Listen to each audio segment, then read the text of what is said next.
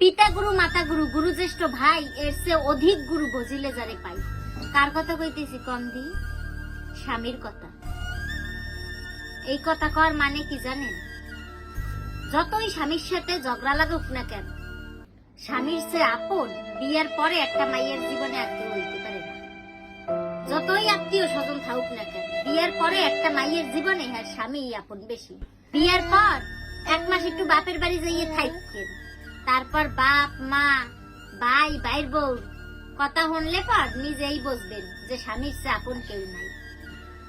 আর এই যে গরম, ঘরের ভিতরেই টিকতে পারি না, আর এই গরমে এই রোদ্দুরে পুরুষ মানুষ বাহিরে যাইয়ে কাজ করে। এই গরমের ভিতর এই রোদ্দুরের ভিতর একজন পুরুষ মানুষ কষ্ট করে ইনকাম করতে আছে পরিবারের দায়িত্ব নেওয়ার লাগিয়া, পরিবারের মুহে দুই বেলা খাওন জোগাড় হওয়ার লাগিয়া। একজন স্বামীর যেরকম দায়িত্ব স্ত্রীরে ভালো রাখা, সেরকম একজন স্ত্রীরও দায়িত্ব স্বামীরে ভালো রাখা। এই গরমে যে কালে স্বামী বাইরে একটা কাজ করতে আসবে, সেই কালে স্বামীর একটু আলাদা যত্ন নেওয়া উচিত। আর আজকের এই ভিডিওটা করা কি বাবা তোমারও গরম লাগতেছে? আমাকে মাইয়ে গত টেনশন যে সকালে উঠে কি তরকারি রাখবো, কিন্তু একজন পুরুষ মানুষ ওই তরকারিটা জোগাড় হওয়ার লেগে যে কত কষ্ট করে সেটাও কিন্তু আমাকে বুঝতে হবে। কি হয়েছে তোমার? আজকের ভিডিওটা করার উদ্দেশ্য কেন কন্ত?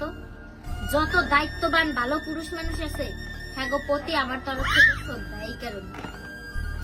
আর হাতের 5টা আঙ্গুল সমান না, সব পুরুষ মানুষ কিন্তু ভালো না। যদি সব পুরুষ মানুষ ভালো হইতো তাইলে পৃথিবীতে এত নারী নির্যাতন থাকতো না। কিন্তু অধিকাংশ পুরুষ মানুষই ভালো।